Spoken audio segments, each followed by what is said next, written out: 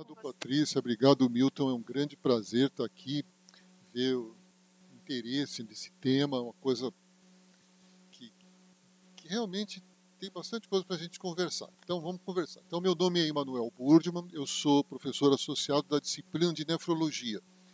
E daí vocês devem se perguntar, por que cargas d'água está fazendo um nefrologista, professor de nefrologia que estuda injúria renal aguda, vindo falar de medicina, mente-corpo e práticas, etc. Bom, mais ou menos há 10 anos que eu comecei a me interessar por isso, comecei a me interessar por meditação e achei que aquilo tinha uma grande aplicabilidade na área médica e o que eu vou mostrar para vocês é um pouquinho o resultado de todo esse estudo, as coisas que a gente está fazendo aqui na faculdade e desmistificar um pouco no sentido de que isso não é a ciência da nova era, isso tem muito dado de alto peso, de alta consistência científica nessa área.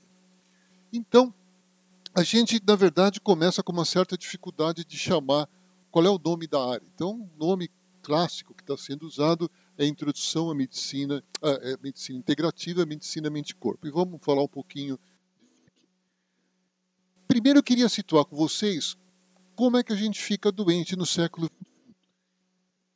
Não mais as doenças infecciosas, doenças cardiológicas e doenças psiquiátricas, doenças cardiovasculares, né? Então, o Center of Disease Control está sendo chamado, olha, a hipocondria atingiu níveis epidêmicos. Essa é a grande preocupação. No site da Organização Mundial de Saúde, nós vamos ver que a maior parte das mortes que ocorrem no mundo por ano, na verdade, são devidas às doenças crônicas não comunicáveis. Sendo que nos países de baixa e média renda, isso ainda é mais problemático, afetando indivíduos antes dos 70 anos de idade. E outro dado muito preocupante em relação a essas doenças crônicas não comunicáveis é que 80% delas têm fatores de risco. Fumo, dieta inadequada. E quais são essas doenças crônicas comunicáveis que você vai achar no site da Organização Mundial de Saúde? Doenças cardíacas, acidentes vasculares cerebrais, câncer, doenças respiratórias crônicas e diabetes. Então, isso, na verdade, é do que a gente morre, é o que nos afeta e o que nos faz ter uma vida não saudável, essas doenças. Só que, se a gente começar a dar uma olhada de um outro jeito para essas doenças, e aí eu vou usar os dados de um grande banco de dados que chama Global Burden of Disease. É uma coisa muito ambiciosa, não governamental, que se propõe a estudar em tempo mais ou menos real as doenças que afetam os seres humanos na nossa época. E o Global Burden of Disease, em vez de lidar com mortalidade, ele lida com o que ele chama de anos de vida ajustados por incapacidade. Então, o que me parece uma ideia muito interessante, quer dizer, muito pior do que morrer. Pode falar, puxa, tem coisa pior que morrer? Eu acho que tem, é viver mal. Quer dizer, aí vira uma tortura. Então, você vive muitos anos doente, se sentindo mal, sem ter uma vida, uma qualidade de vida boa. Aí, quem que é o grande responsável pelo maior número de anos com desabilidade? As nossas queridas doenças crônicas não comunicáveis, ganhando de goleada das doenças infecciosas e das causas externas. Só que, já entrando um pouquinho nessa coisa da medicina integrativa, da medicina mente em corpo, se a gente analisar com cuidado, nós vamos ver que os transtornos neuropsiquiátricos eles são mais frequentes, causam mais desabilidade que todas as outras doenças crônicas não comunicáveis individualmente que estão no site da Organização Mundial de Saúde. E isso, que na verdade está absolutamente aberto para qualquer um olhar e estudar isso, não é muito percebido. Quer dizer, a gente não tem essa percepção, a gente não ensina isso para os alunos e raros médicos têm essa percepção de que existe essa associação entre doenças neuropsiquiátricas e doenças que a gente chama de sistêmicas e que as doenças neuropsiquiátricas são tão comuns assim. E aí, esse trabalho de 2015, que é de um colega indiano, que ele, são dois colegas, na verdade, da London School of Medicine, eles trabalham isso de uma maneira muito interessante. O que eles fizeram? Eles fazem uma teoria, que é a seguinte: os efeitos tóxicos do álcool, das drogas, os efeitos colaterais de medicamentos, estilos de vida não saudável, dieta, fumo, falta de exercício, excesso de hormônios de estresse, a má qualidade de saúde, do sistema de saúde, a falta de aderência ao tratamento, acabam levando esse fenômeno das doenças crônicas não comunicáveis. Então, doenças cardiovasculares, pulmonares, hepáticas, diabetes, câncer. No entanto, essas doenças, por sua vez, elas causam dor, disabilidade, elas são inflamatórias e elas são tratadas com medicação, quase 100% das vezes, medicações essas que também têm efeitos colaterais. E aí, tudo isso acaba fechando um ciclo com as doenças mentais. Quer dizer, tudo isso causa depressão, ansiedade, beber mais, dependência ao álcool, às drogas, esquizofrenia, e fecha o ciclo onde a gente começou. Então, cria, na verdade, um ciclo vicioso em que você pode começar em qualquer parte dele. Você pode entrar aqui, começar pelas doenças mentais e acabar nas doenças crônicas não comunicáveis. Você pode começar com uma doença crônica não comunicável, seguir o ciclo vicioso e acabar com uma doença mental. Então, na verdade, as doenças neuropsiquiátricas, as doenças mentais, as doenças sistêmicas estão intimamente relacionadas. E aí eles provam isso de uma maneira muito elegante, muito interessante. Eles criam uma coisa parecida com os dias de desabilidade, eles são muito bons em estatística, esses dois. Eles criam uma coisa que chama estado de saúde, que é um coeficiente de regressão. Então, quanto mais eu vou para a direita, pior é meu estado de saúde. Eu estou perdendo qualidade de vida, estou perdendo saúde. E aí eles analisam doença por doença. Doença pulmonar, diabetes, asma, angina, artrite, acidente vascular cerebral. Depressão isolada. Depressão isolada foi pior do que qualquer uma das clássicas doenças crônicas não comunicáveis. Mas o que é mais interessante é isso aqui. Quando eles fazem associação de depressão com qualquer uma das doenças crônicas não comunicáveis, a curva vai mexendo para a direita. Então, a associação de depressão com qualquer outra doença crônica não comunicável, diabetes, doença cardiovascular, etc., piora muito o coeficiente de saúde. O pior de todos foi acidente vascular cerebral e depressão. Então, já começa a ficar mais ou menos claro que existe uma inter-relação muito grande entre as doenças. As doenças não acontecem isoladamente, separadamente. Doença mental e doença sistêmica talvez seja um conceito errado que a geração de vocês, que é mais jovem, vai deixar de usar, vai deixar de ver. Não existe essa separação teórica. E, na verdade, nefrologista gosta de fisiologia, né? A gente gosta de... Então, a gente foi procurar dados fisiológicos que justifiquem isso que eu estou falando. E se você ver, pronto, esse trabalho muito recente, que ele redefine a neuroendocrinologia de 2018, o Mark Even, que é um excelente pesquisador da área. Então, ele mostra que, por exemplo, o IGF-1, que é produzido, a Insulin Growth Factor 1, que é produzido no fígado, ele é extremamente importante para a neurogênese e a neuroproteção. Quer dizer, essa substância que é produzida no fígado, ela entra no cérebro, principalmente no hipocampo, e afeta profundamente o funcionamento do sistema nervoso central.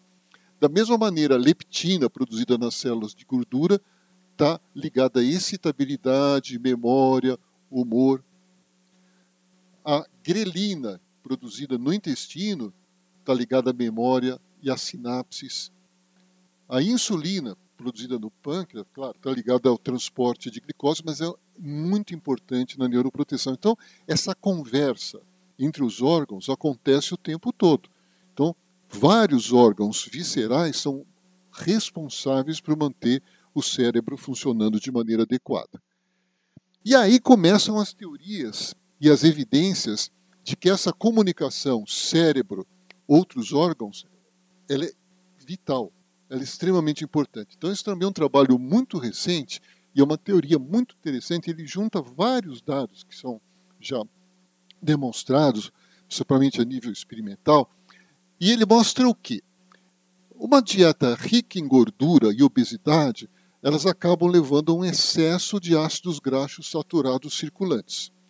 E esses ácidos graxos circulantes no cérebro, eles vão ativar o sistema inflamatório. Eles ativam o NF-kappa-beta, o NF-kappa-beta, por sua vez, ativa TNF, que por sua vez ativa citocinas. Essas citocinas inflamam as células endoteliais e os leucócitos começam a migrar através desse endotélio inflamado, com um mecanismo de defesa do organismo, para o tecido cerebral. No tecido cerebral, o que acontece? Quem defende o cérebro é a micróglia. Então, o leucócito entrando ali, a micróglia imediatamente acende o sinal vermelho e começa a se ativar. E nós temos uma baita inflamação cerebral. E essa inflamação cerebral, isso só ligada a um fenômeno de dieta. O que ela faz? Ela acaba lesando as estruturas do hipotálamo que são responsáveis pelo feedback negativo da leptina e da insulina. Então, eu começo a ter resistência à insulina, resistência à leptina, então a obesidade começa a aumentar, começa a criar um ciclo vicioso, degrada o hipocampo.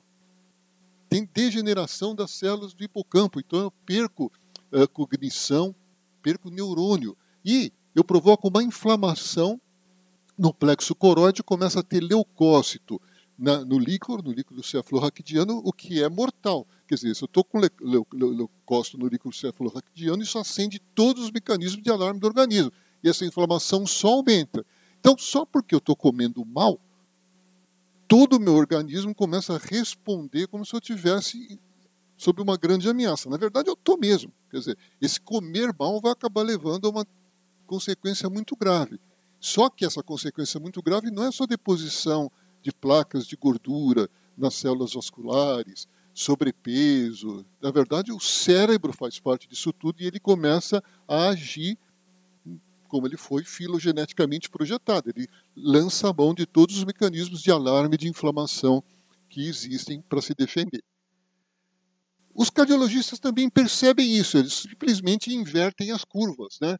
Então, talvez eles percebam isso há muito tempo. Eles sabem que estresse, ansiedade e depressão afeta várias áreas, a ínsula, a área ACC, o hipotálamo, e isso ativa o eixo do cortisol, das catecolaminas, na verdade ativa o sistema nervoso simpático e reprime o sistema nervoso parasimpático, e isso acaba levando a várias alterações cardíacas.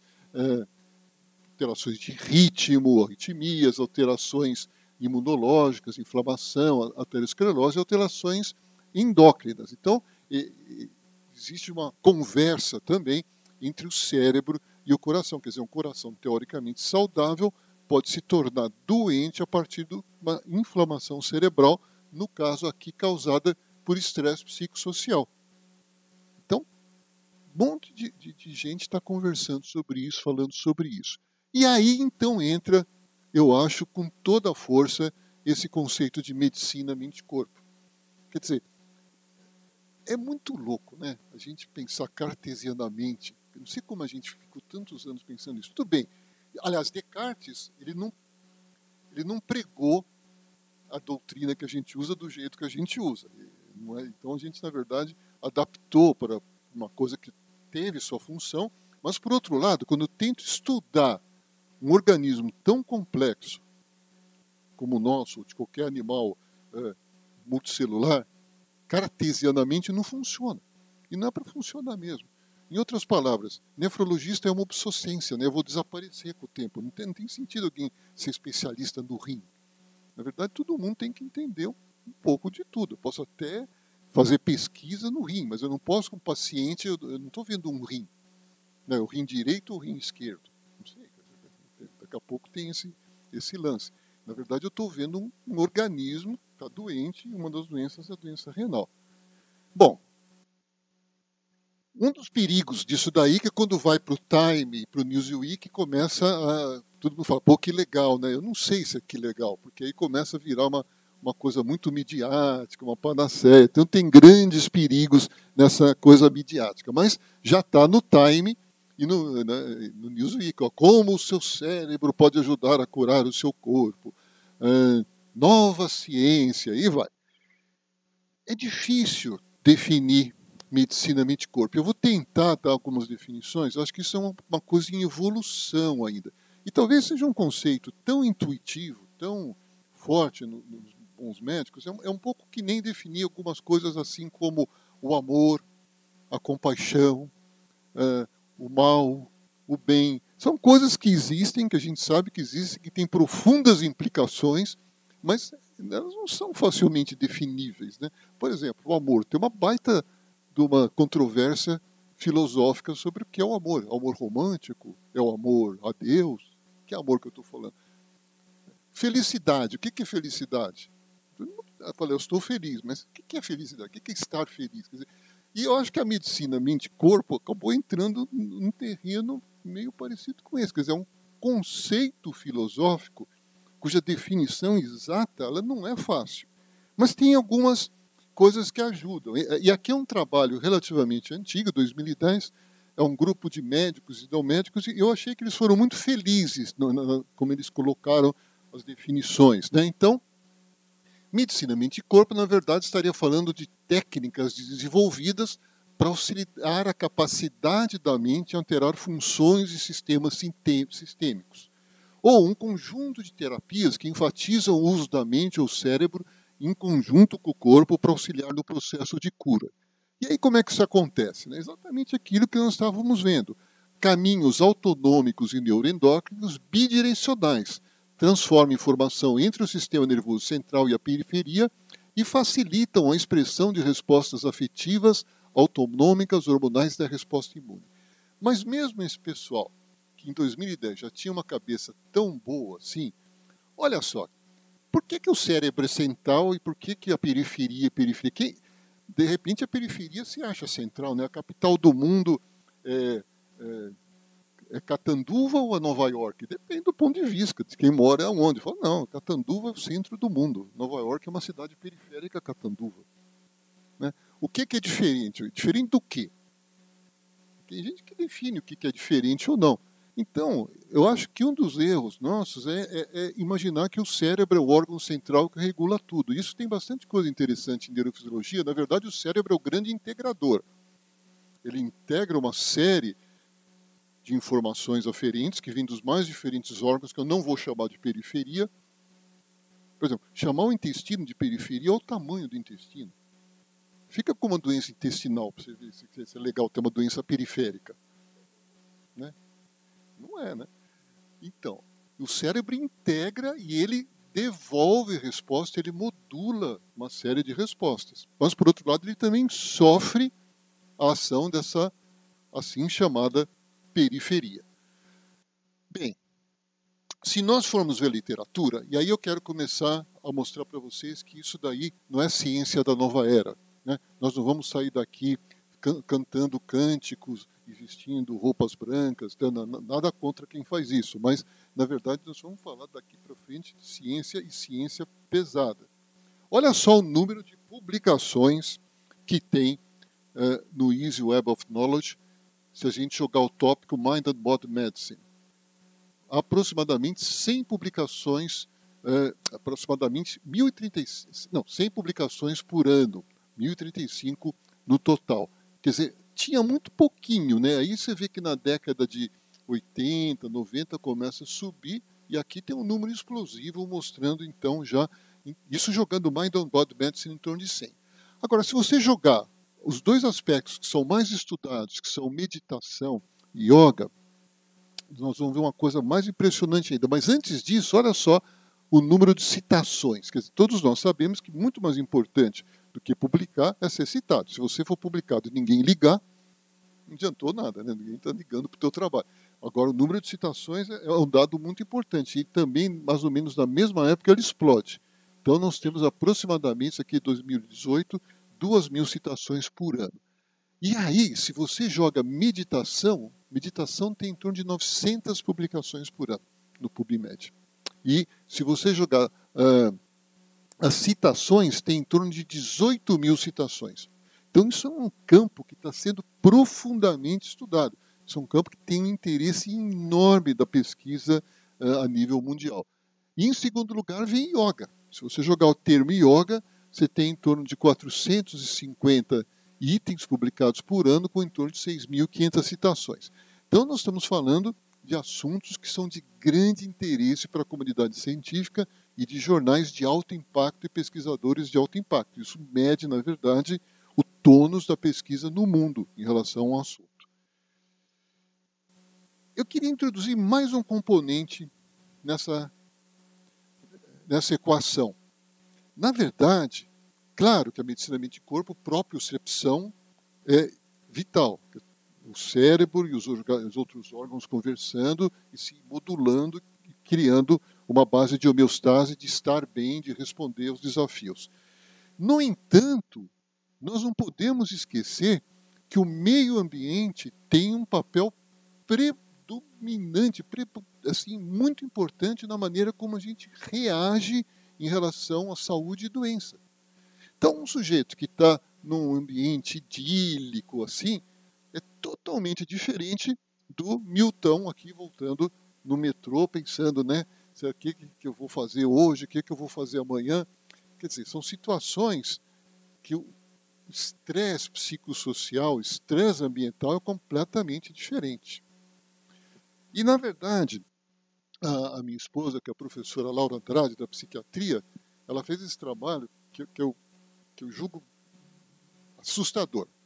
Eles fizeram um trabalho epidemiológico em São Paulo, chamado de São Paulo Megacity, foi um temático da FAPESP.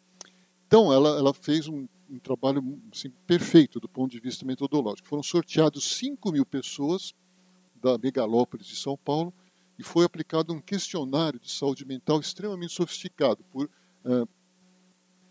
perguntadores, investigadores treinados para fazer isso. Então, o trabalho foi muito bem feito, estatisticamente pegando todas as representações possíveis. Tal. Os resultados que foram publicados no PLOS ONE são estarrecedores. 30% das pessoas, nós não estamos falando de pessoas doentes, são cidadãos, foram sorteadas casas, e nas casas foram sorteadas pessoas.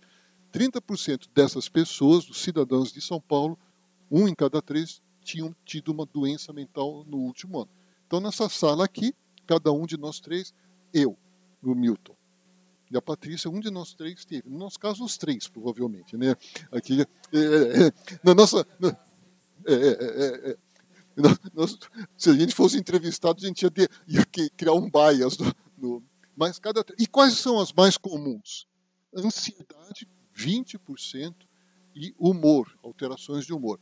Lembrar que, psiquiatricamente falando, ansiedade é um fenômeno que quase sempre antecede depressão.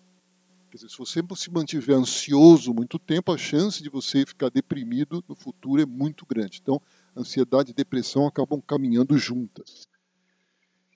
E aí, então, eu queria trocar umas ideias com vocês de que essa ideia tão nova que nós estamos discutindo aqui, essa coisa tão revolucionária, medicina, mente e corpo, né? Que eu vou chamar então de volta para o futuro, na verdade, ela tem aproximadamente 5.000 anos. Quer dizer, na região que era chamada Índia, ou chamada Índia, se desenvolveu a primeira medicina organizada, o primeiro tratado de medicina, que eles chamavam de Ayurveda, ciência da vida. Então, isso aí foi desenvolvido, na verdade, há 7.000 anos. Na região não era a Índia, eram áreas do que no futuro iria ser Índia. Como é que isso foi desenvolvido? Se foram os extraterrestres, se o curry que faz isso, se comer muita pimenta, ninguém sabe.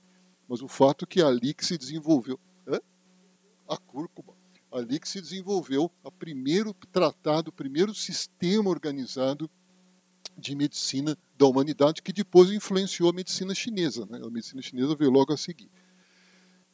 E eles já tinham, nessa época, uma abordagem holística. Eles estavam mais preocupados com prevenção de, saúde, de doença e promoção à saúde do que a cura, mas os tratados abrangiam esses 3 aspectos.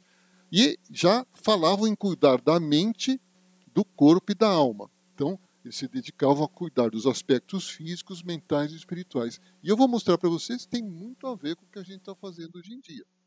Os 3 pilares da vida, quer dizer, para você ser saudável. Uma dieta saudável, um sono saudável e uma vida sexual saudável.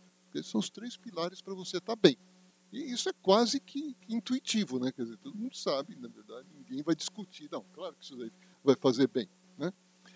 Vocês gostaram da parte da vida sexual saudável, mas são os três. Não adianta ter um e não ter os outros dois. Não, não adianta, tem que ter os três. Tá, e também não adianta só dormir, por outro lado. Quer dizer, tem que ter equilíbrio. Tem que ter equilíbrio. E como é que se atingia isso? Quer dizer, qual é que... Ah, mas está aqui. Ah, mas qual é a metodologia para você atingir isso? Como é que você faz para conseguir isso? Exatamente. Então, eles davam as noções, mas eles davam também o caminho para você ficar bem. E esse caminho passava exatamente por isso, né? Que você acabou de citar. Eu tinha que ter um estilo de vida equilibrado e saudável, um corpo saudável e uma mente saudável. Então, na Ayurveda não se acreditava naquela coisa ascética de eu ficar jejuando, ou meditando em cavernas do Himalaia. Não, a pessoa tinha que dançar, tinha que fazer exercício. Na verdade, a yoga, que a gente chama de yoga, as asanas, não é isso. As asanas, os movimentos de yoga são uma parte dessa filosofia toda que era chamada de yoga, né? Ainda é. E aí os 5 princípios, Patrício, aqui. O primeiro deles, ó, fazer exercício. O segundo dele, respirar direito. A gente fica ansioso, a gente respira respiração torácica. A gente não foi fabricado para respirar com os músculos torácicos. A gente foi fabricado para respirar com o diafragma. É o músculo maior que existe, mais poderoso do organismo. E ele que é responsável por esvaziar a caixa torácica e encher novamente. Então, criança, nenezinho, ele respira com o diafragma. Pode ver, nenê, ele respira aqui. E à medida que uma pessoa ansiosa, pode olhar, ela começa a respirar aqui. Isso não é eficiente. Não é bom. Relaxamento adequado. Eu tenho que saber relaxar, né? Obviamente, o advindo do Facebook e do WhatsApp não ajudaram nada a nossa civilização em relação a esse aspecto. Dieta adequada. Que depois vamos falar um pouquinho sobre isso. E aí tem essa coisa que já era falada há 7.000 anos atrás. Isso para mim é um mistério, né? Quem que bolou a meditação? Porque a meditação nada mais é do que um estado alterado da consciência em que você se fixa numa âncora, que pode ser um som, uma imagem, um pensamento, enfim, tem centenas de tipos diferentes de meditação. Por exemplo, quem está rezando o terço e está concentrado é uma forma de meditação. Aquele indivíduo que vai na academia, sobe na esteira e concentra na passada dele, não está vendo televisão, não está ouvindo música, não está conversando, aquilo é meditação. O cara que ouve música concentrado, ele concentra na música, ele esquece, ele sai do mundo, ele está meditando. Quer dizer, e tem as técnicas de meditação que eles eram ensinadas. E eles já falavam, eles não sabiam que tinha parental, eles não sabiam que tinha network funcionando no cérebro, mas eles já falavam de pensamento positivo, que você tinha que exercer um pensamento positivo. E esse que era a interação da Ayurveda. Corpo, a mente, a alma e você. E aí, se a gente transplantar isso para a neurociência atual, na verdade, o que a gente tem na neurociência, porque a gente não fala de alma, não tem esse aspecto religioso de espiritualidade na neurociência, nós temos o corpo e o cérebro. E a mente, que é um produto da interação do corpo e do cérebro. A mente ela é totalmente abstrata. Na verdade, as coisas que se passam no nível mental, elas não têm obrigatoriamente correlação estrutural ou fisiológica. Isso é uma das grandes dificuldades da psiquiatria. Nem sempre, por exemplo, um esquizofrênico vai ter uma representação estrutural ou fisiológica igual ao outro.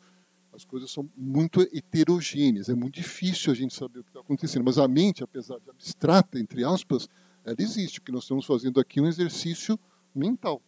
Eu estou criando uma série de abstrações que vocês estão aceitando e nós estamos construindo uma rede no nosso cérebro. Se eu for eficiente, vocês vão lembrar mais ou menos 10% do que eu falei. E esses 10% são um produto da mente, que nasceu no cérebro, mas não está só no cérebro. Bom, então, aparentemente, com tudo isso, para a gente ter uma vida saudável, a gente tem que ter paz mental. Quer dizer, as coisas não acontecem, não adianta eu ser altamente saudável do ponto de vista físico, enfim, você tem paz mental, se eu não estou equilibrado. E aí começa a entrar um pouco a coisa da meditação e dessas práticas, que isso eu acho uma coisa muito bonita, que foi um filósofo indiano ele falou, somente o silêncio do coração pode curar a doença da mente. E aí começa essa relação de mente e coração, que os cardiologistas talvez entendam muito mais do que a gente. E se a gente pensar, a inervação parasimpática, que eu vou falar sobre isso logo a seguir, que vai para o coração, é impressionante. E o coração saudável, ele responde com uma variabilidade muito alta a qualquer estímulo. Acelera, diminui a frequência. E quando você tem uma coisa do ponto de vista mental muito dolorosa, que você fala, eu estou com dor no coração. Isso não tem nada, o coronário é normal, tal. Você está com dor mesmo. Eles mapeiam, através de ressonância nuclear magnética, o cérebro, o centro da dor está ativado. Então, aquela dor do coração não é uma coisa pensada, é uma coisa real. Você realmente está com dor. E aí começam alguns enigmas para mim. Por que médicos, pessoas sofisticadas, que têm acesso a conhecimento de saúde, são, por exemplo, diabéticos? Por que eles fazem isso? Por que o indivíduo diabético, ele sabe, ele bebe cerveja, ele fuma um cigarro, ele come um monte de porcaria, não faz exercício, e ele sabe que ele não pode. Tem um monte de médico assim, tem um monte de gente altamente sofisticada do ponto de vista intelectual que não consegue mudar o estilo de vida. E a minha teoria é que não é que ele muda porque ele é malandro, não é isso. Na verdade, a homeostase cerebral responsável por manter esse equilíbrio se rompeu. É aquilo que a gente viu naquele slide da leptina, da reação à insulina, das alterações do hipocampo. Então, as estruturas que deveriam estar respondendo de maneira eficiente para impedir que isso aconteça, elas pararam de funcionar. Então não adianta nada eu ficar dando hipoglicemia antioral se o indivíduo não faz exercício, não faz dieta. É bobagem, eu estou enxugando gelo. E a Ayurveda fala isso, que eu comecei a pesquisar coisas de Ayurveda. Quando a dieta está errada, drogas são inúteis. Quando a dieta é correta, não precisa usar droga. E isso em diabetes tipo 2 é uma verdade total, né? Quer dizer, se a gente fizer dieta, fazer exercício, eu tiro o hipoglicemiante, eu tiro a insulina. E aí começa a chegar coisas muito pesadas em neurociência, comprando essa ideia, desenvolvendo táticas de usar essa ideia em medicina. Então, isso aqui é do New York Academy of Sciences. É uma revista de altíssimo impacto, você só publica nela convite. Você tem que mandar, aí eles vão ver se você tem sangue azul, e aí que você vai para a revisão, onde eles vão espinafrar 99% do que foi enviado e 1% sai. Então, e aqui tem esse estudo desse grupo italiano que fez uma teoria muito interessante, que ele juntou mais ou menos isso tudo que eu estou falando. Isso é uma hipótese, é um trabalho bem recente, de 2019. Então, o que eles falam? Eles falam basicamente isso que a gente está conversando até agora, que o estresse psicossocial, e olha, eles começam a chamar a atenção por uma coisa muito importante, que são traumas da infância precoce. Isso tem consequências gravíssimas no adulto. Abuso, trauma, eventos realmente importantes da vida. Eu perdi um parente, fiquei num lugar em guerra, por exemplo, os refugiados do Oriente Médio, da Síria e tal. Isso muda totalmente a epigenética do funcionamento cerebral. O cérebro entra em estado de alerta, entra em estado de defesa. Aciona o sistema nervoso simpático, aciona o sistema hipotálamo adrenal, então corticol, catecolaminas, começam a ter alterações de humor, desordens psiquiátricas, começam a ter alterações plásticas na amígdala, no hipocampo, em várias regiões, e obviamente começam a ter alterações de comportamento, que vão, na verdade, fazer o ciclo vicioso com isso, alterações de dieta, de fumar, de usar drogas. Isso tudo ativa de uma maneira muito importante o sistema imunológico e o sistema de defesa do organismo, que é inflamatório. E aí começa a afetar os órgãos. E aí, dependendo de onde você tem a vulnerabilidade, se a tua vulnerabilidade é cardíaca, se é intestinal, se é renal, é o órgão que vai claudicar. Quer dizer, o organismo inteiro fica imerso numa tempestade inflamatória que não desliga. Ela deveria ligar e desligar. Quer dizer, eu tenho uma infecção, uma bactéria me afetou.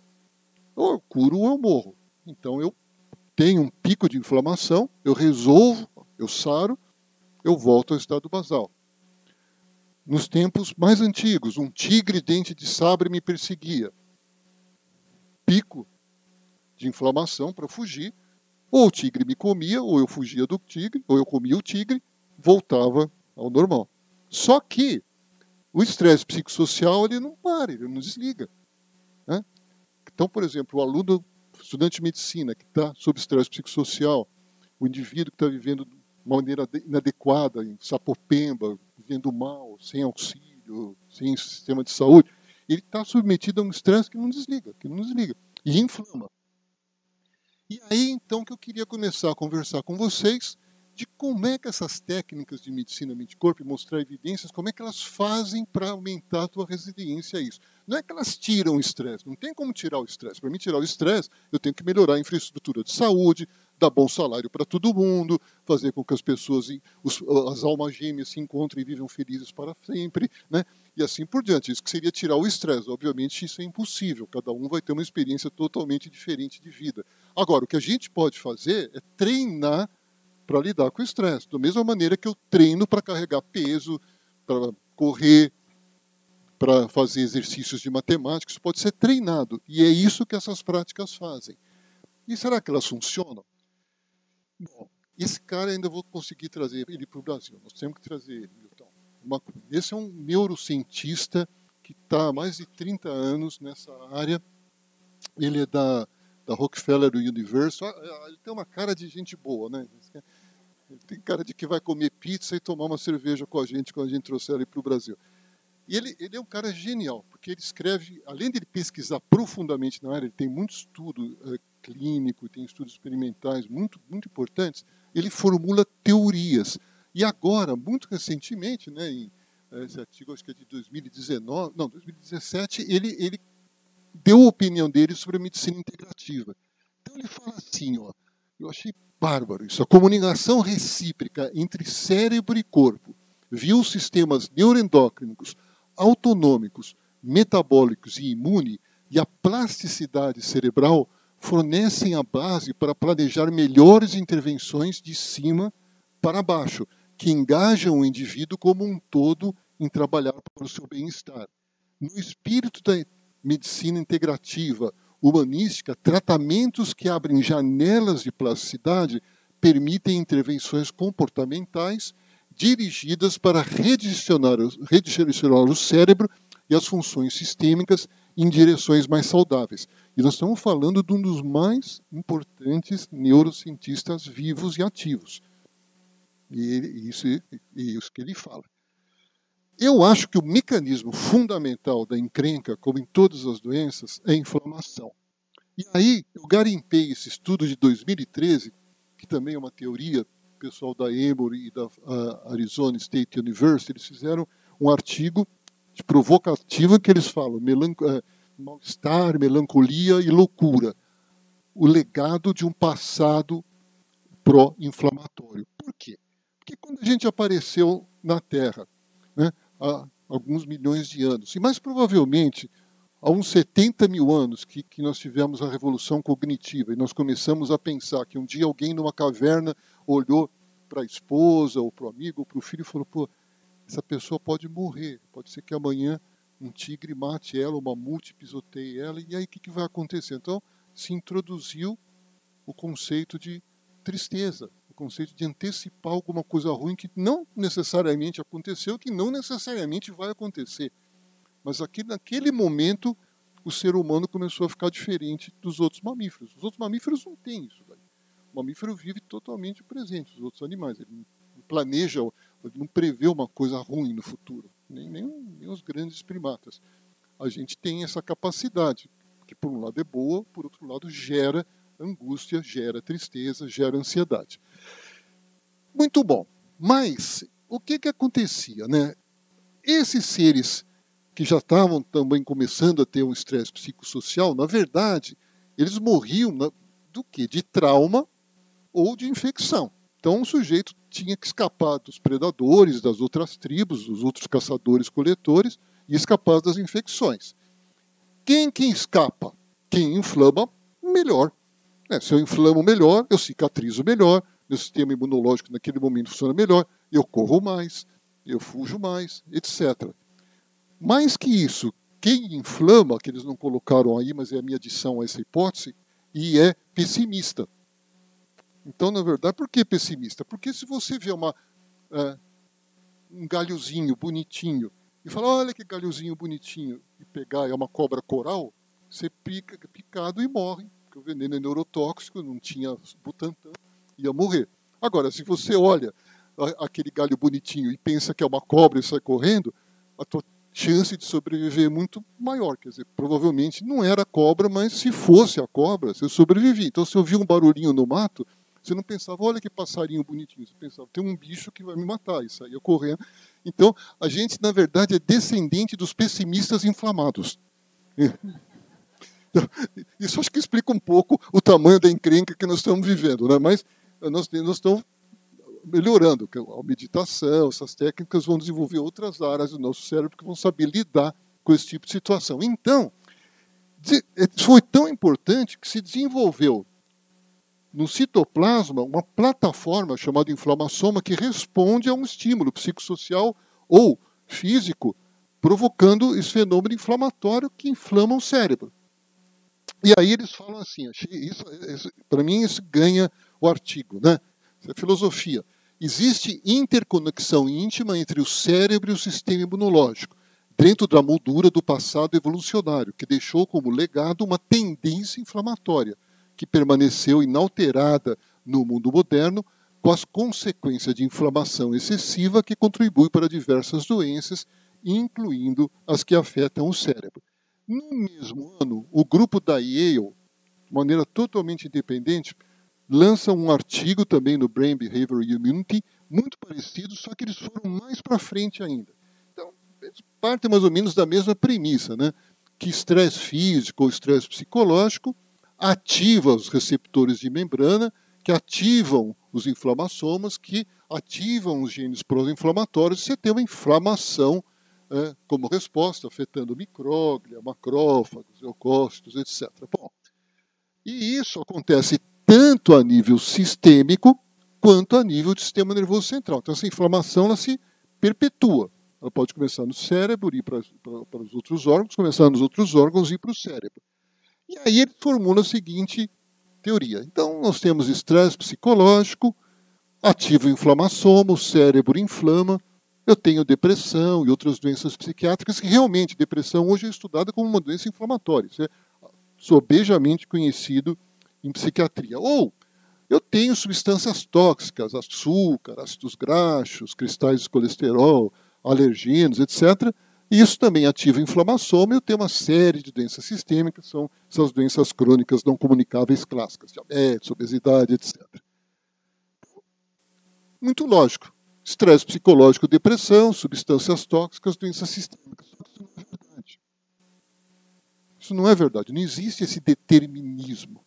Na verdade, pode acontecer qualquer coisa. Então, é perfeitamente possível que um estresse psicológico inflame e leve a uma doença sistêmica, que é exatamente o que nós estamos falando, ou que uma substância tóxica, por sua vez, leve a uma depressão.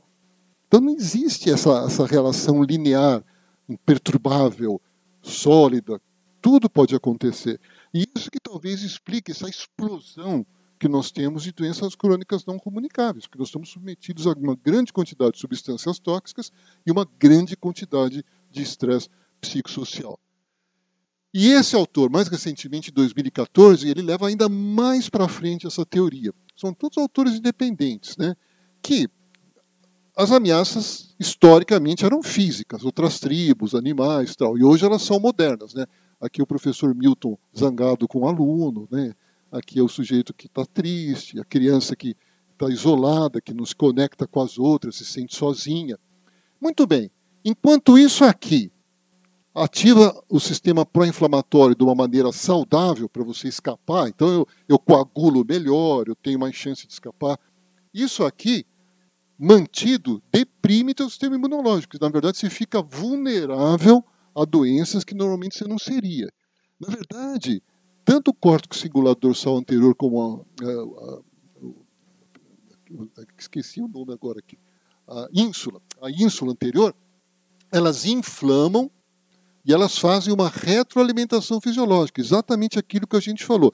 Então, aquele sistema inflamatório ativado no cérebro passa para o organismo, volta para o cérebro. Curto prazo, hipervigilância, antecipação da adversidade, o pessimismo, sensibilidade à dor ou metade, ansiedade social. Médio prazo, começa a ter problema de sono, dor crônica, depressão, isolamento. Longo prazo, doenças crônicas, envelhecimento precoce, demência. E isso começa a acontecer na infância. Essa que é a grande lição que a gente deve lembrar. Quer dizer, se eu tenho alterações na infância que já começam a ativar esses sistemas inflamatórios, isso vai caminhar de uma maneira muito importante para o adulto, nesse sentido de ansiedade, depressão e doenças crônicas não comunicáveis. E cada vez mais a nossa infância está sendo afetada por esse tipo de situação, tanto dos níveis sociais superiores quanto dos níveis sociais mais vulneráveis, por motivos diferentes, mas o resultado final é o mesmo. Bom, e essas terapias mente e corpo, existe evidência que elas conseguem modificar essa situação? Então, esse é um trabalho recente, já existe um número suficiente de estudos randomizados para fazer meta-análise. Então, esse é um estudo que analisou 26, uma meta-análise, analisou 26 estudos randomizados controlados.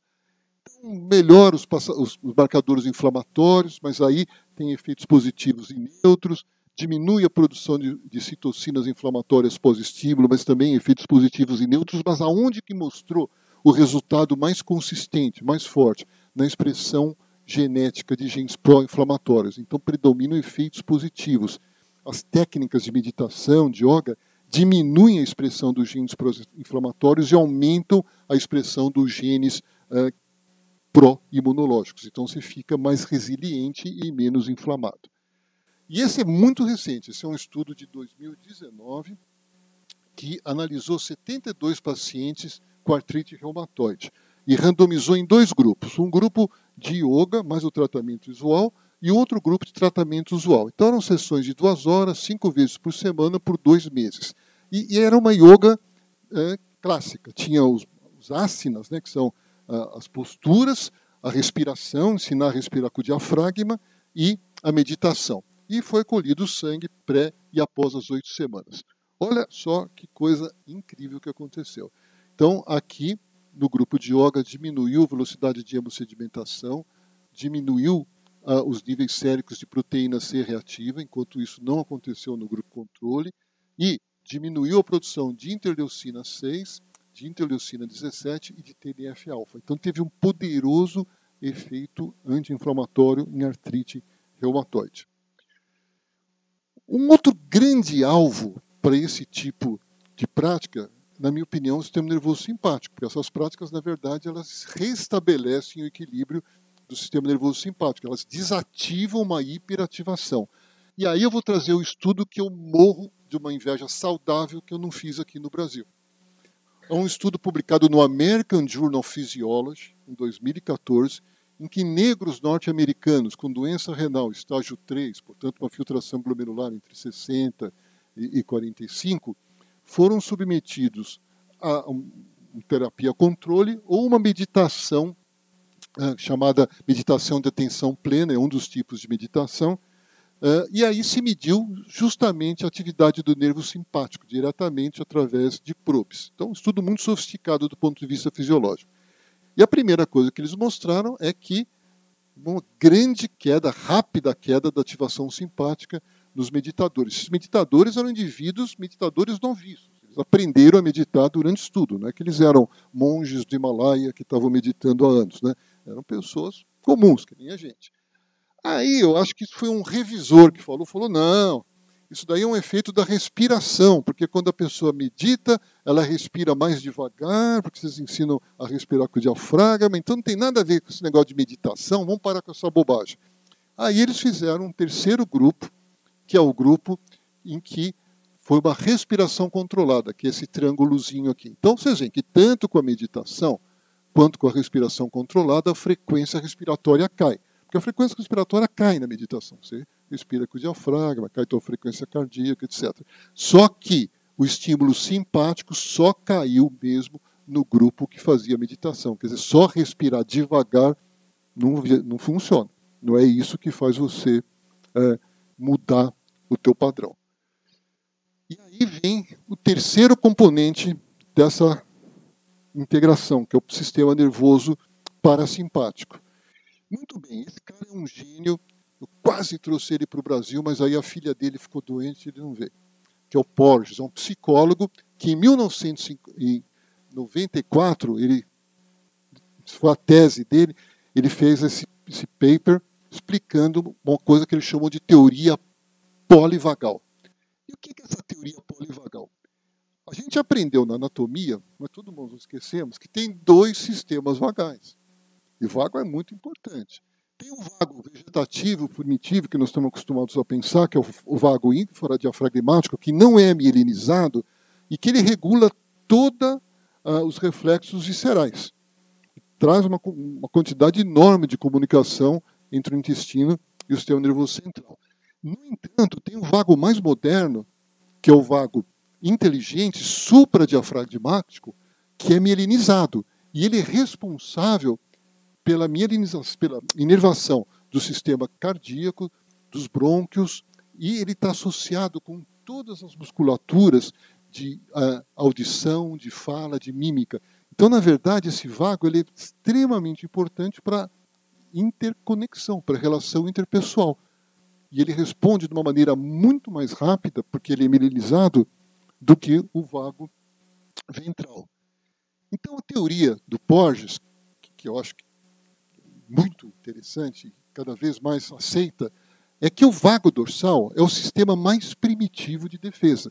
Então, que é muito comum nos répteis, por exemplo. Então, o réptil é ameaçado, ele se finge de morto. Mas, na verdade, não é que ele se finge de morto, ele tem uma descarga tão grande do sistema do vago ventral que realmente ele fica como se estivesse morto. Cai a frequência cardíaca, cai a pressão arterial, cai a frequência respiratória, e o predador se desinteressa e vai embora. Isso acontece com os mamíferos também. Não, o sujeito morreu de susto, né? Acontece, só que a gente não tem a resposta que o réptil tem. O predador vai embora, o réptil em minutos se recupera. A gente pode realmente ter uma bradicardia fatal e pode ter consequências graves esse tipo de resposta. Isso acontece em grandes traumas, quer dizer, o indivíduo sabe que vai morrer ou está sofrendo uma dor muito atroz, ele desliga. Ele faz essa ativação parasimpática. O sistema que nós estamos mais acostumados a pensar é aquele do sistema nervoso simpático. Agressão ou fuga. Então, eu sou confrontado com uma ameaça, ou eu agrido, ou eu fujo. Esse é o sistema que vigentemente está funcionando de uma maneira ampla na nossa sociedade. E o Porges acha que o grande sistema, que o passo evolutivo é as pessoas que vão conseguir, as que conseguem, ativar o sistema nervoso parasimpático para responder a uma ameaça. Isso daí tem muito a ver com arte marcial. Quer dizer, o lutador de arte marcial faz exatamente isso. Ele não luta bravo, nervoso. Ele luta absolutamente consciente do que ele está fazendo. E pode ser que ele opte por não lutar. E isso quer dizer, ele tem toda uma interação de defesa que é mais sofisticada e mais eficaz do que a do sistema nervoso simpático. Só que a do sistema nervoso simpático é mais rápida. Essa outra você tem que treinar. Quer dizer, todos nós, a tendência é responder com o sistema nervoso simpático e não ativar o sistema responder com o sistema nervoso simpático e não ativar o sistema simpático. Aí tem esse estudo de uma revista de cardiologia, também relativamente recente, 2011, que testou isso daí com meditação. Então pegou 27 indivíduos de meia idade e comparou 20 minutos de repouso com 20 minutos de meditação. E o que ele mostra, então aqui o repouso e aqui a meditação. Então a meditação aumenta de uma maneira dramática a variabilidade cardíaca. E a variabilidade cardíaca é o que a gente usa para medir o tônus parasimpático, o tônus vagal. Quanto maior a tua variabilidade cardíaca, mais saudável você é. Então, se você responde rapidamente, por exemplo, você está correndo, tua frequência sobe, você para de correr, tua frequência desce, isso é um sinal de que teu sistema cardiovascular está funcionando muito bem. E isso é tônus vagal. E a meditação aumenta esse tônus vagal. E em 2018, o Porges juntou as duas coisas. Então, um indivíduo que criou a teoria polivagal escreveu um artigo de revisão, um artigo de provocação, justamente ligando as terapias de medicina mente-corpo com a teoria polivagal, mostrando que as duas coisas estão convergindo para a mesma função.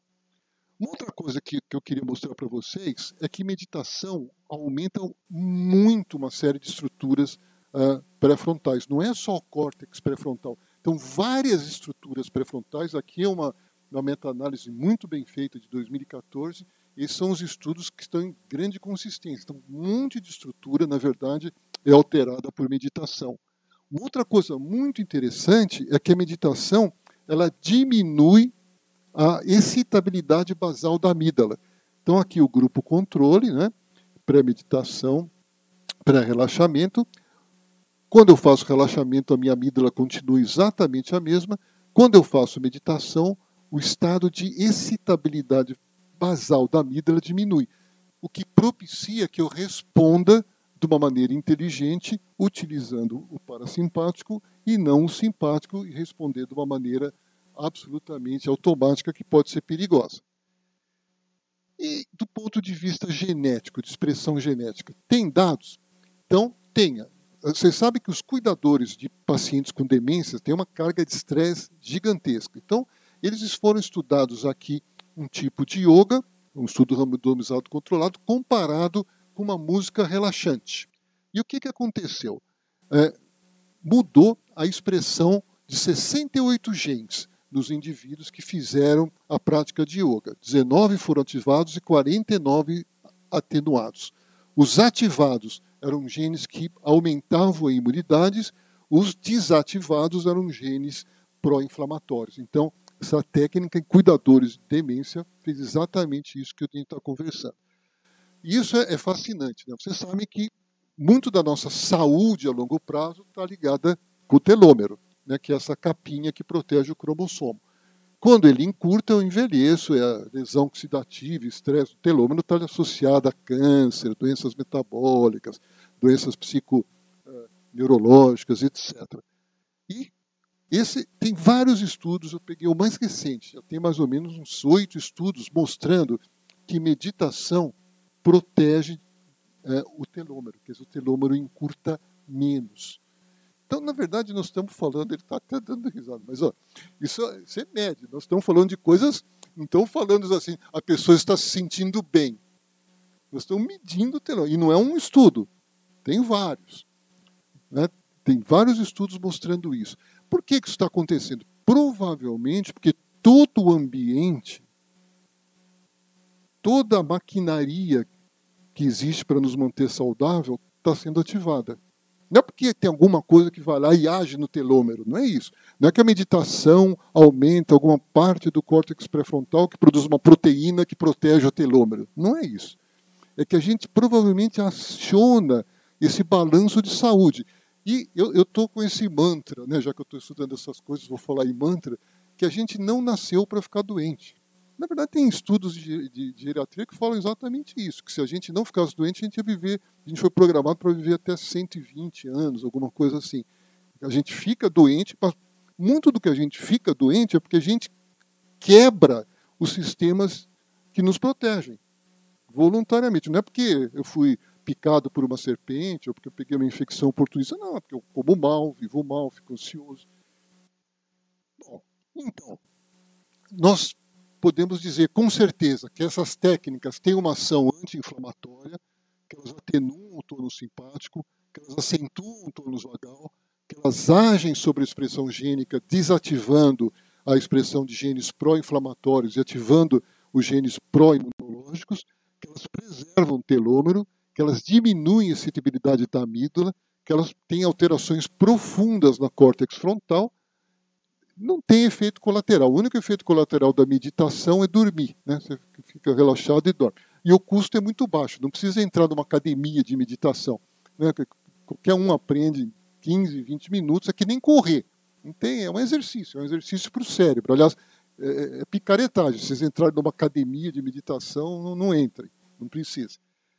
E, basicamente, o que tudo isso faz é provocar uma maior resiliência à carga de estresse. E nos últimos 5 minutos, eu só queria mostrar alguma coisa de médico e estudante de medicina. Então, é óbvio que o burnout e a satisfação com a vida está muito ruim na classe médica, né? Esse é um estudo recente da Mayo Clinic dos Estados Unidos. E aqui no vermelhinho são os que têm menos qualidade de vida e mais burnout. São os radiologistas, os anestesistas, os clínicos gerais, os ortopedistas, médicos de família, neurologistas e urologistas. Então, esses são os mais afetados pela síndrome de burnout. Se a gente for para os estudantes de medicina, então, aqui é um estudo de Botucatu, a gente vê que mais ou menos metade dos estudantes de medicina tinham alguma doença mental. E a Patrícia fez vários estudos aqui na faculdade que mostram isso daí. Uma meta-análise que a gente fez mostrou que essas técnicas têm efeitos predominantemente positivos em estudantes de medicina, principalmente em relação ao estresse, ansiedade, depressão e bem-estar. E aí a gente se associou com o Instituto Visão Futuro, cuja coordenadora é aqui a doutora Susan Andrews, que aqui está fechando o 2020, mostrando um coração, e ela está aplicando essas técnicas aqui no Brasil. Então a primeira coisa que a gente fez foi trazer o professor de psiquiatria da Harvard, que é o Gregory Fricchione, na época era o responsável por um instituto de medicina mente-corpo que ainda existe na Harvard, que ensina técnicas de relaxamento, foi o maior sucesso. Aí nós fizemos várias atividades no Comu, dando um curso de um dia de gerenciamento de estresse, equilíbrio emocional, e isso acabou com um curso grande, que foi feito 3 vezes, de 3 horas, com 8 encontros, em que a gente ensinava essas técnicas aos alunos da Faculdade de Medicina. Isso acabou se propagando por várias faculdades de São Paulo, e basicamente o que era ensinado, que a Susan ensinava, respiração diafragmática, relaxamento profundo, meditação, automassagem, yoga, conexão interpessoal, exercício de empatia. Então, técnicas ativando o vago, diminuindo o simpático e aumentando. E aí foi criado um tipo de programa que foi chamado RedeMed, que foi aplicado aqui na faculdade, que os alunos fazendo, e a gente fez 2 estudos com esse RedeMed, com consentimento informado, consentimento de ética, etc. Um aqui na USP, que a gente estudou o sistema inflamatório, e outro em Botucatu, que foi estudado percepção de estresse e empatia. O da USP, o que aconteceu?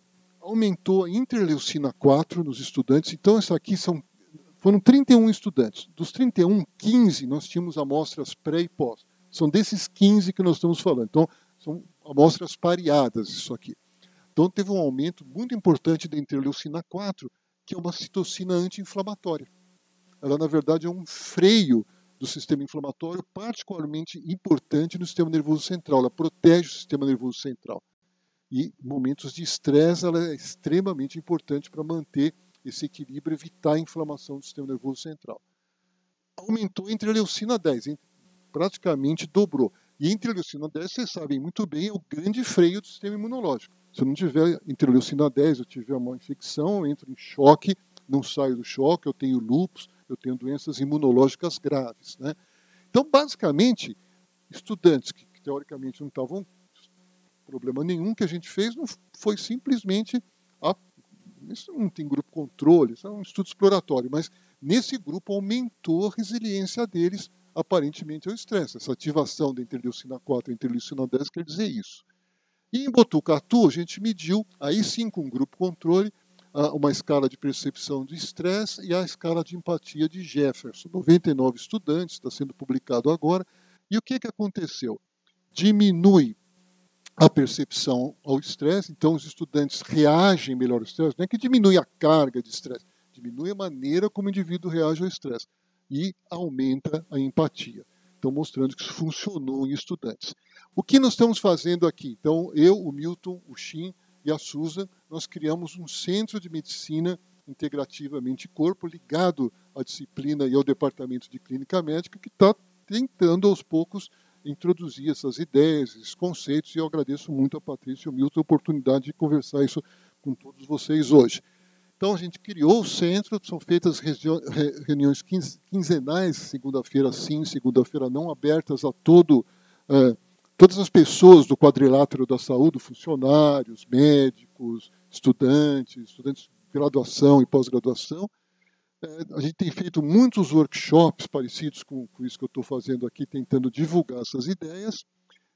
Temos feito práticas de medicina mente-corpo no AGD, o Shin propiciou isso, foi muito interessante os resultados que a gente obteve, e estamos planejando fazer 2 grandes estudos aplicando uma prática de medicina mente-corpo chamada RECORRE, um em pacientes com diabetes mellitus e hipertensão mais ansiedade no AGD, e outro em funcionários com doenças crônicas não comunitáveis atendidos no ambulatório dos funcionários aqui do HC. E teve o primeiro simpósio em 2018, que foi patrocinado pela pós-graduação e pela disciplina de clínica médica, e nós estamos planejando agora o segundo simpósio, que deve acontecer em novembro de 2019, que nós vamos trazer o responsável da Harvard, atual, pelo grupo de medicina mente e corpo, para trocar ideias com a gente. Então é isso, por favor, fiquem à vontade de fazer perguntas, objeções. Estou aqui para responder. Muito obrigado.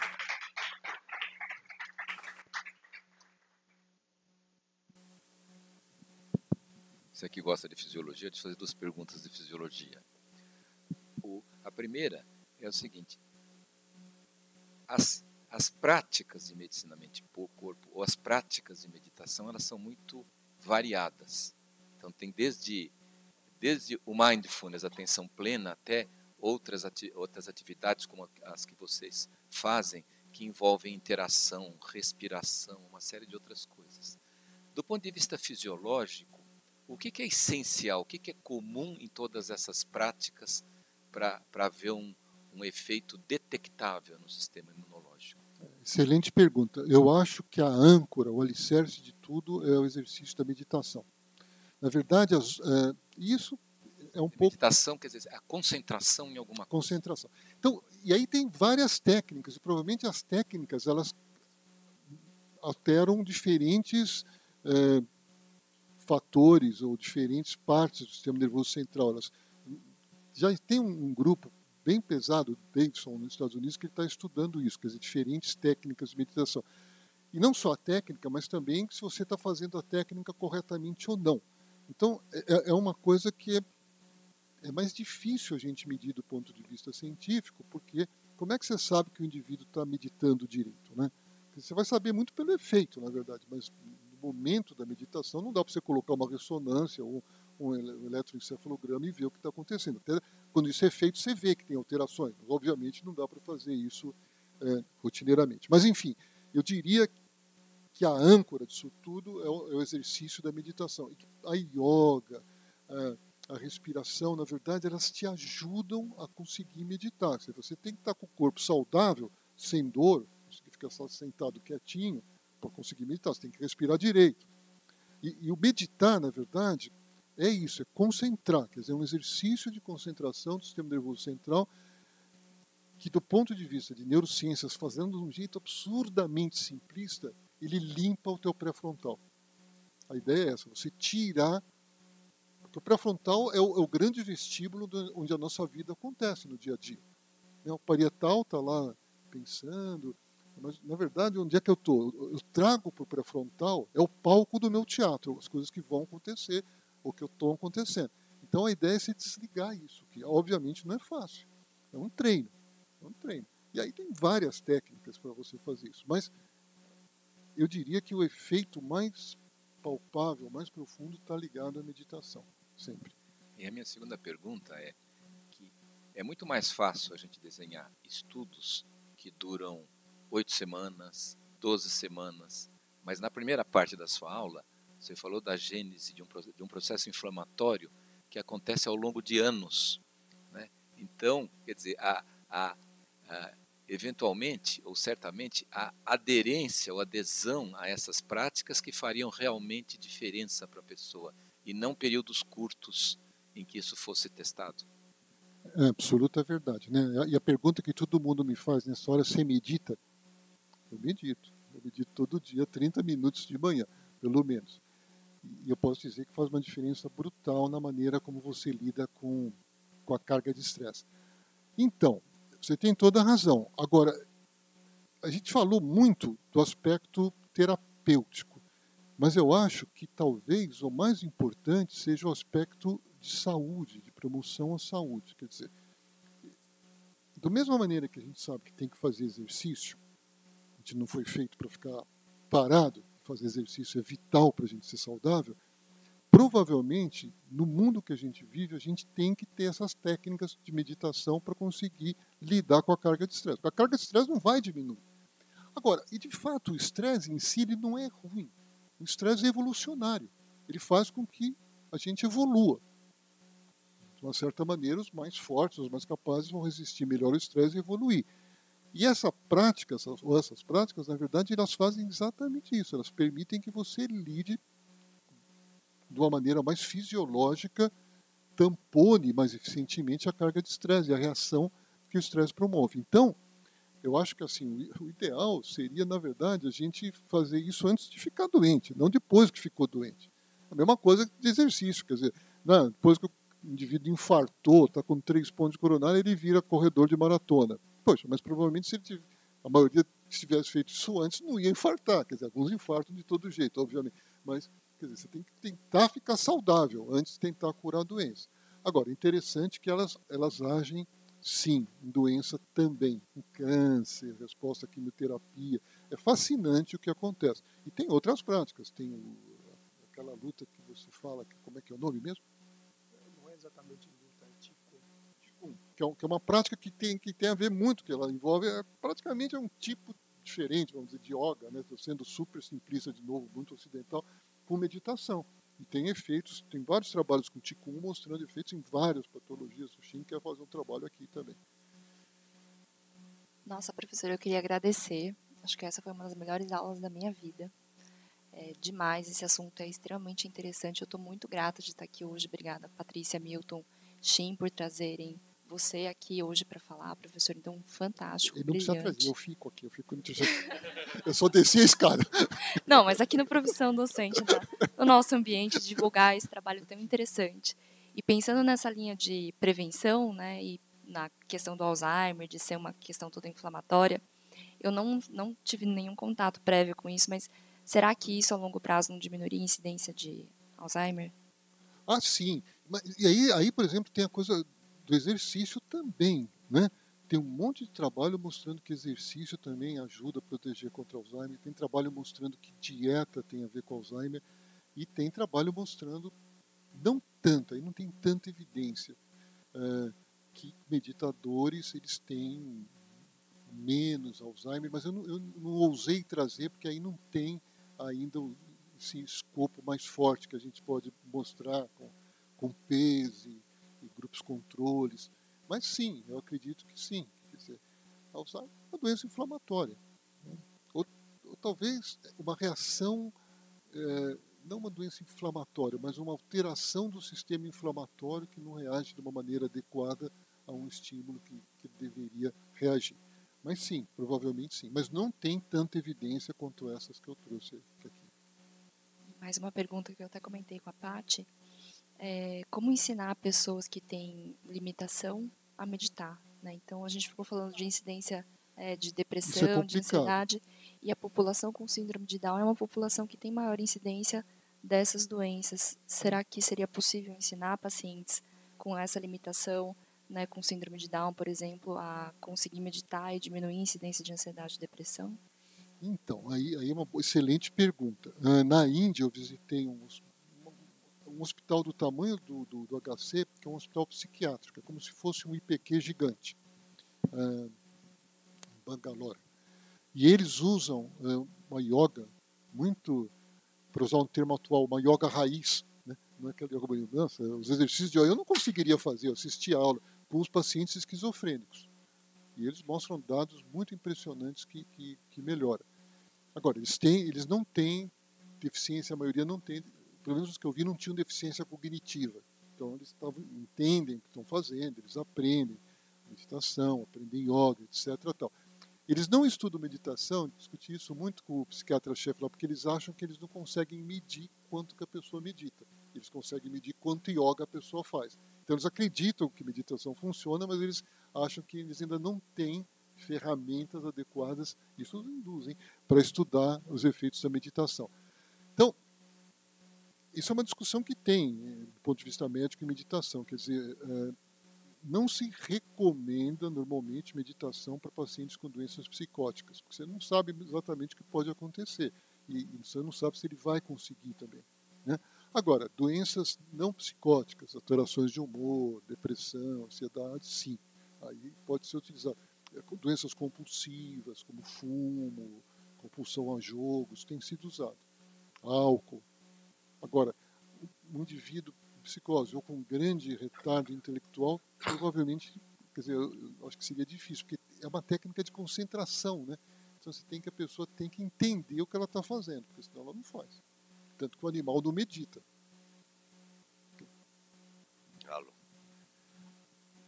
Eu vim aqui muito curioso, né? Eu realmente, quando foi pela tua muito aluna... honrado com a sua presença. Não, eu gostei demais. Mas eu conheci isso pela sua aluna de pós-graduação e um dia encontrei com você. Quando ela me contou que você fazia isso, eu estou aqui, né, na faculdade todos os dias, mas eu não tenho pouco contato com você, eu não sabia que você trabalhava nesse campo. Eu falei, mas o Emanuel está com meditação?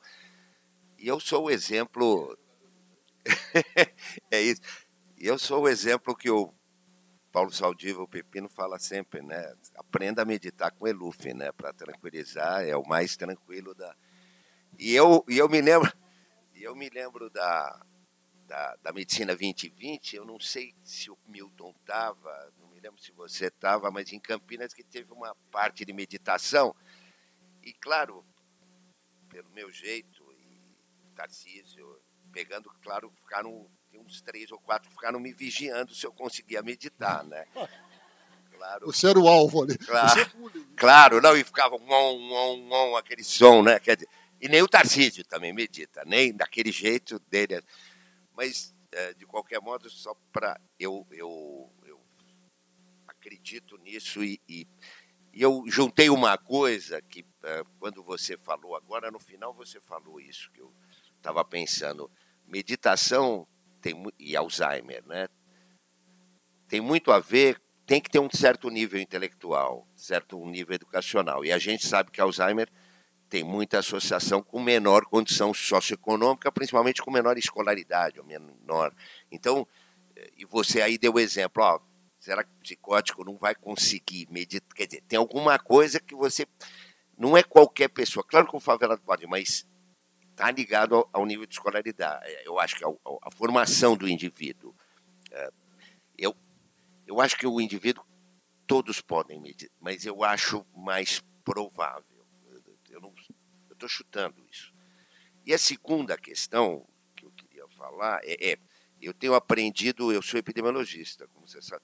Eu sempre gostei de medicina, estudei, eu estudo ainda, meu melhor pós-graduando está trabalhando muito com educação, com atividade física. E aí tudo no final das doenças que eu leio, e como você falou, começam com a inflamação. Você falou, não sei se eu entendi, então eu queria que você confirmasse. E aí outra coisa que me impressionou muito nos últimos tempos foi o placebo falado que é placebo. Eu não sei se você ouviu, saiu umas coisas na Nature. Eu fiquei espantado, porque eu sempre brinquei com a minha filha, que eu dava aspirina 5 minutos depois da dor de cabeça já tinha passado, né? Eu falei, não, você é placebo. E ela sempre defendeu o placebo. E eu pensei, será que por trás disso, do efeito placebo, você falando para o paciente, olha, você vai tomar um negócio, parece que é água com açúcar, mas tem gente que melhora. Pode você tomar, não sei se você viu estudo, tem estudo com dor crônica de coluna. Será que está por trás também inflamação? Você tem alguma ideia disso? Tem um grupo do Arizona que estuda muito isso, parece um urso, assim, um pesquisador grandão, não sei se ele é médico, esqueci, barbudo. Então, ele fala que não existe efeito placebo, que a gente chama de efeito placebo não é placebo, né? Por isso que os xamãs, os curandeiros curavam, quer dizer, na verdade ele induzia uma resposta desse tipo no indivíduo através de sugestão. Quer dizer, claro que para isso tem que ter um indivíduo poderosamente sugestionador e um indivíduo que aceite ser sugestionado. Se você fala assim, vou tomar esse antibiótico e não vai funcionar, isso na verdade acontece com o remédio de hipertensão, né? Eu trato hipertensão, sou nefrologista. Se o sujeito encasquetar que o remédio não vai funcionar, não vai funcionar, porque tem tudo a ver com o sistema nervoso simpático, né? Então, não tem. Então, eu acho que, na verdade, o que a gente chama de efeito placebo não é bem isso, não é placebo. É uma coisa que está muito ligada à conexão do médico ou da pessoa que está cuidando, pode ser enfermeira, enfim, com o paciente, e isso altera esses mecanismos, essas respostas fisiológicas e colocam ela num padrão bem mais favorável, mais saudável que beneficia o indivíduo. Claro que isso depende da doença. Quer dizer, você não vai conseguir tratar uma pneumonia sugestionando alguém que ele vai sarar, mas principalmente nessas doenças que a gente não sabe exatamente, fibromialgia, que a gente chama de colo irritável, elas são doenças que são manifestações orgânicas de gatilhos que a gente não entende muito bem onde foram disparados, sendo que não adianta dar remédio, pode dar quilos de opiáceo que você não cura a fibromialgia. E aí essas técnicas curam. Então, provavelmente tem sim, quer dizer, porque nessas técnicas um componente desse efeito placebo no sentido de uma interação, de acreditar que aquilo vai funcionar. Agora, por outro lado, tem bastante estudo randomizado, tem dezenas, na verdade, com grupos controle bem feitinhos, ativos, que mostram que a meditação foi mais efetiva do que o grupo controle. Um que me chamou muito a atenção, que eu não mostrei por causa do tempo, que também tem a ver com inflamação, com cuidadores de Alzheimer, um grupo fez meditação, acho que meditação de atenção plena, e o outro grupo fez uma espécie de pacote de saúde que era ótimo. O sujeito dançava, fazia exercício, tinha reuniões para discutir o que estava acontecendo. Você olhando assim, você fala, pô, os caras que vão fazer isso vão ser tão bom, porque é até mais legal que meditação. Meditação, o cara ia lá e meditava. O outro tinha uma... postar nesse grupo aí, mais tinha uma série de atividades lúdicas e tal. Não. Na hora do vamos ver, funcionou mesmo a meditação. Foi um estudo sofisticado que eles davam aquela substância da pimenta, isso, para ativar inflamação. Então era após estímulo, né? E aí o grupo que meditava não ativava menos, o outro ativava mais.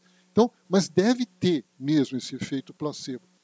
E esse efeito placebo, se a gente pensar, que isso que a gente não chama de placebo, tem tudo a ver com o tratamento psiquiátrico.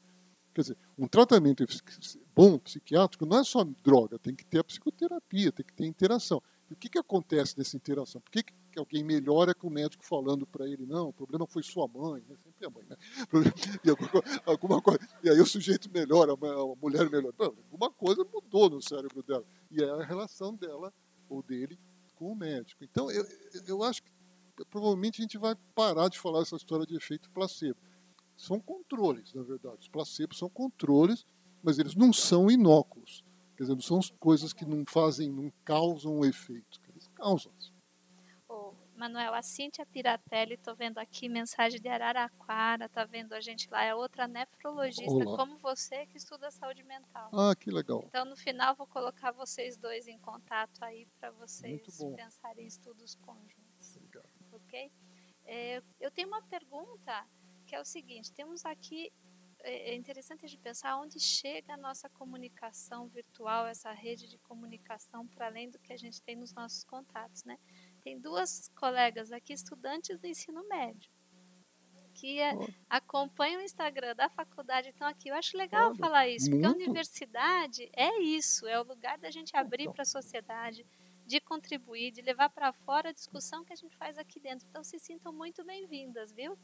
E eu queria, antes de fazer minha pergunta, perguntar se elas estão felizes de estar aqui, se elas têm alguma pergunta para vocês.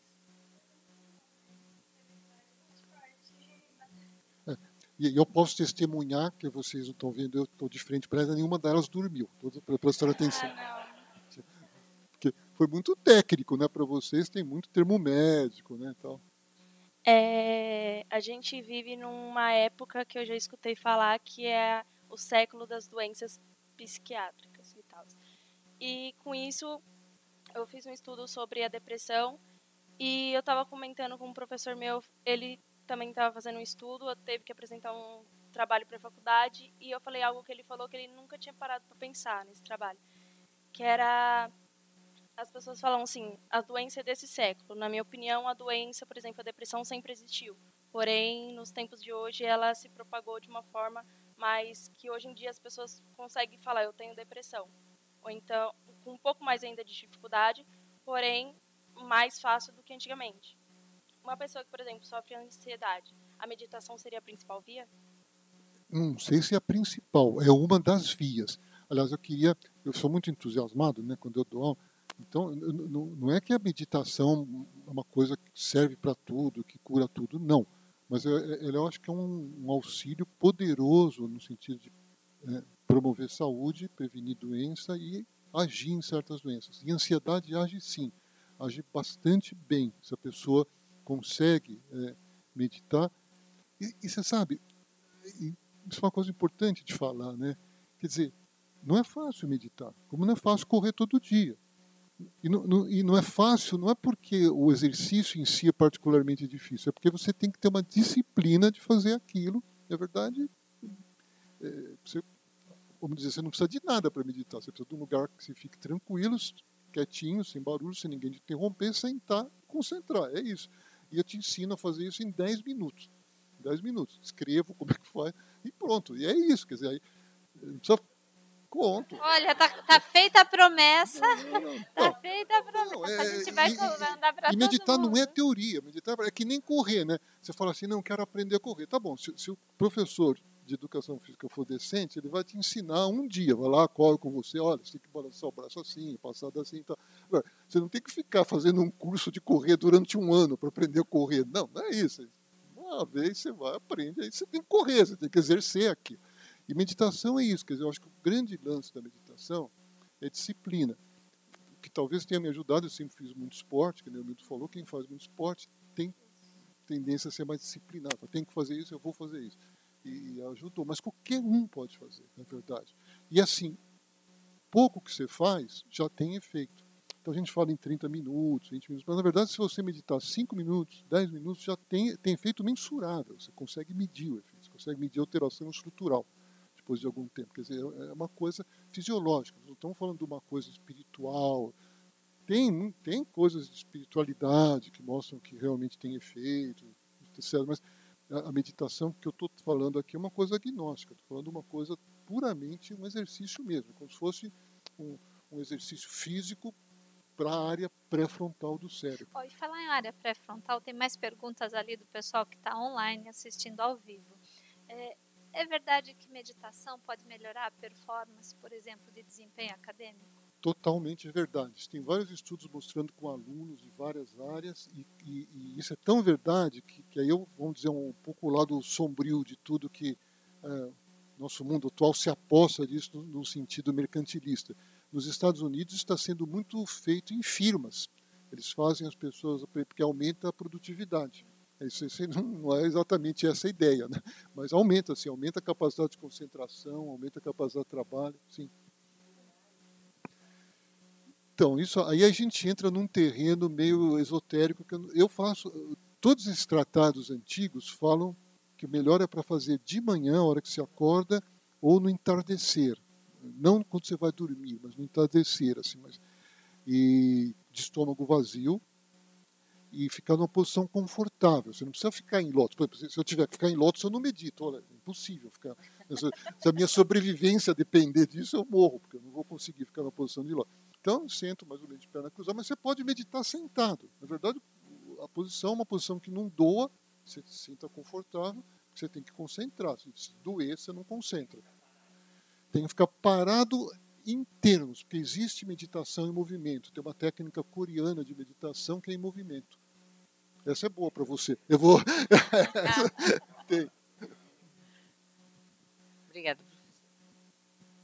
Pessoal, nós vamos ter que encerrar, porque já deu tempo. Tem muitas outras perguntas chegando também. A gente vai ter que marcar mais uma sessão de você Ou aqui. por e-mail mesmo. E tem uma promessa, né? Dele passar por escrito em 10 minutos como é que a gente medita, é isso? Foi uma fanfarronada, né? Mas na verdade, na verdade não é complicado. Não é complicado. Não tem nada de complicado. Tem vários livros que ensinam. Quem sabe você possa indicar um link e a gente passa para todo mundo. Então, talvez um vídeo, uma coisa assim, né? Sim. Ah, boa pergunta. Quem quiser participar do seu grupo, como é que faz? Então, na verdade, não é o meu grupo, na verdade é uma coisa que está da faculdade, com a disciplina. Por motivos assim de organização burocrática, a gente só pode aceitar, no momento, as pessoas que são do quadrilátero, porque você não pode nem entrar, você não tem crachá, é maior rolo. Então, mas aí pode ser qualquer categoria, pós-graduando, assistente, colaborador, enfermeira, o porteiro, o jardineiro, o aluno de enfermagem, de físio, de medicina, enfim, qualquer pessoa que tenha alguma função no quadrilátero da saúde. São essas pessoas, eu da USP, né, que a gente pode, no momento, aceitar. E é isso que estão frequentando as reuniões. Tá bom. São segundas, cada segunda-feira sim, cada segunda-feira não. Vamos começar de novo, se tudo der certo, que a gente está reservando lugar, tudo em agosto. E aí vai ser um curso, na verdade vai ser um curso de meditação, que nós vamos dar no segundo semestre. É das 6h30 ou 7h, eu sempre esqueço, até as 8h30, mais ou menos. Acho que é das 6h30 às 8h30. Mas aí a gente manda, divulga. A gente vai circular também entre vocês. Muito obrigada, Emanuel. Obrigado a pessoal. todos. Valeu. Obrigado pela oportunidade.